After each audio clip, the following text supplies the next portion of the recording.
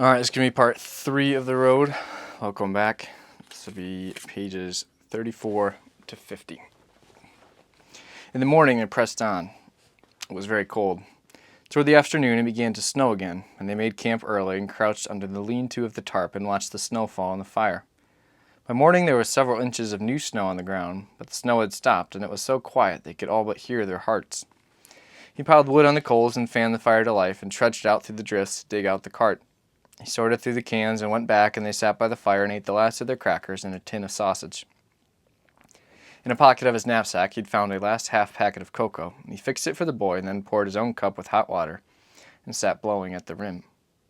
"You promised not to do that," the boy said. "What?" "You know what, Papa."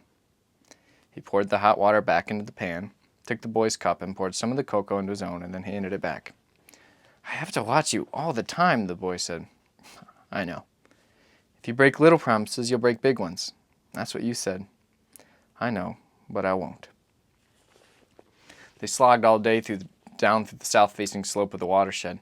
In the deeper drifts, the cart wouldn't push at all, and he had to drag it behind him with one hand while he broke trail. Anywhere but in the mountains, they might have found something to use for a sled, an old metal sign or a sheet of roofing tin. The wrappings on their feet had soaked through, and they were cold and wet all day. He leaned on the cart to get his breath while the boy waited. There was a sharp crack from somewhere in the mountain, then another. "It's just a tree falling," he said. "It's okay." The boy was looking at the dead roadside trees. "It's okay," the man said. "All the trees in the world are going to fall sooner or later, but not on us." "How do you know?" "I just know." Still, they came to trees across the road, where they were forced to unload the cart and carry everything over the trunks and then repack it all on the far side. The boy found toys he'd forgot he had. He kept out a yellow truck, and they went on with it sitting on top of the tarp. They camped in a bench of land on the far side of a frozen roadside creek. The wind had blown the ash from the ice, and the ice was black, and the creek looked like a path of basalt winding through the woods. They collected firewood from the north side of the slope where it was not so wet, pushing over whole trees and dragging them into camp. They got the fire going, spread their tarp, and hung their wet clothes on poles to steam and stink, and they sat wrapped in the quilts naked while the man held the boy's feet against his stomach to warm them. He woke whimpering in the night, and the man held him. "Shh," he said. "Shh, it's okay." "I had a bad dream." "I know. Should I tell you what it was?" "If you want to." "I had this penguin that you wound up, and it would waddle and flap its flippers. We were in that house that we used to live in, and it came around the corner, but nobody wound it up, and it was really scary." "Okay." "It was a lot scarier in the dream." "I know. Dreams can be really scary." "Why did I have that scary dream?" "I don't know. But it's okay now. I'm going to put some wood on the fire. You go to sleep." The boy didn't answer. Then he said, "The winder wasn't turning." It took 4 more days to come down out of the snow, and even then there were patches of snow in certain bends of the road, and the road was black and wet from the upcountry runoff even beyond that. They came out along the rim of a deep gorge, and far down in the darkness a river. They stood listening. High rock bluffs on the far side of the canyon with thin black trees clinging to the escarpment. The sound of the river faded, then it returned, a cold wind blowing up from the country below. They were all day reaching the river. They left the cart in a parking area and walked out through the woods, a low thunder coming from the river. It was a waterfall dropping off a high shelf of rock and falling 80 feet through a gray shroud of mist into the pool below.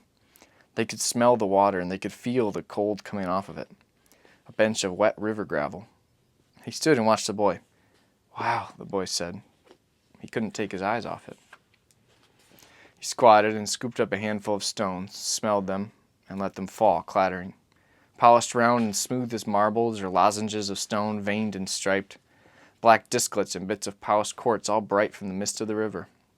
The boy walked out and squatted and laved up the dark water. The waterfall fell into the pool almost at its center. A gray curd circled. They stood side by side, calling to each other over the din. "Is it cold?" "Yes, it's freezing." "You want to go in?" "I don't know." "Sure you do." "Is it okay? Come on."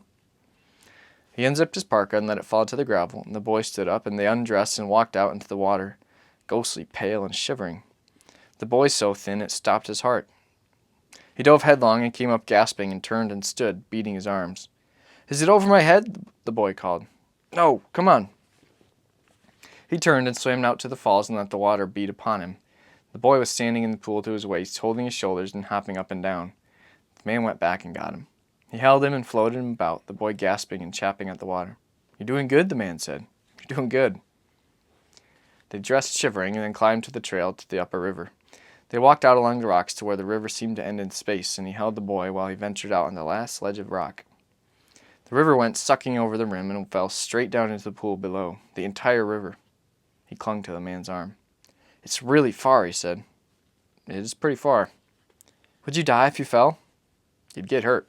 It's a long way. It's really scary. They walked out through the woods. The light was failing.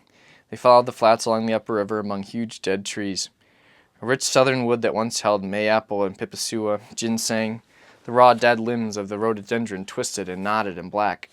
He stopped. Something in the mulch and ash. He stooped and cleared it away. A small colony of them, shrunken, dried, and wrinkled. He picked one and held it up and sniffed it. He bit a piece from the edge and chewed. What is it, Papa? Morels. It's morels. What's morels? They're a kind of mushroom. Can you eat them? Yeah, take a bite. Are they good? Take a bite. The boy smelled the mushroom and bit into it and stood chewing. He looked at his father. These are pretty good, he said. They pulled the morels from the ground, small alien-looking things that he piled in the hood of the boy's parka. They hiked back out to the road and down to where they'd left the cart, and they made camp by the river pool at the falls, washed the earth and ash from the morels, and put them to soak in a pan of water. By the time he had the fire going, it was dark, and he sliced a handful of the mushrooms on a log for their dinner, scooped them into the frying pan along with fat pork from a can of beans, and set them in the coals to simmer. The boy watched him. This is a good place, Papa, he said. They ate the little mushrooms together with the beans and drank tea and had tinned pears for their dessert. He banked the fire against the seam of rock where he'd built it, and he strung the tarp behind them to reflect the heat, and they sat warm in their refuge while he told the boy stories. Old stories of courage and justice as he remembered them until the boy was asleep in his blankets. Then he stoked the fire, lay down warm and full, and listened to the low thunder of the falls beyond them in that dark and threadbare wood. He walked out in the morning and took the river path downstream. The boy was right that it was a good place, and he wanted to check for any signs of other visitors. He found nothing. He stood watching the river where it swung loping into a pool and curled and eddied. He dropped a white stone into the water, but it vanished as suddenly as if it had been eaten. He stood at such a river once and watched a flash of trout deep in a pool, invisible to see in the tea-colored water except as they turned on their sides to feed, reflecting back the sun deep in the darkness like a flash of knives in a cave. We can't stay here, he said. It's getting colder every day, and the waterfall is an attraction. It was for us. It will be for others. We don't know who they'll be. We can't hear them coming. It's not safe. We could stay here one more day. It's not safe. Well, maybe we could find some other place in the river. We have to keep moving.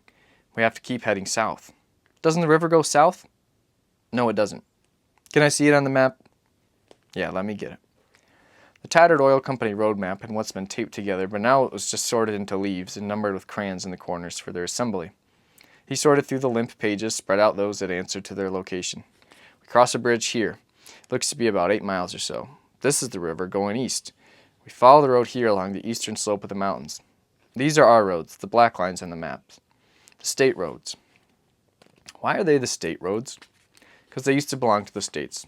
What used to be called states. But there's not any more states? No. What happened to them? I don't know exactly. That's a good question. But the roads are still there? Yeah, for a while. How long a while? I don't know, maybe quite a while. There's nothing to uproot them, so they should be okay for a while. But there won't be any cars or trucks on them? No. Okay. Are you ready? The boy nodded.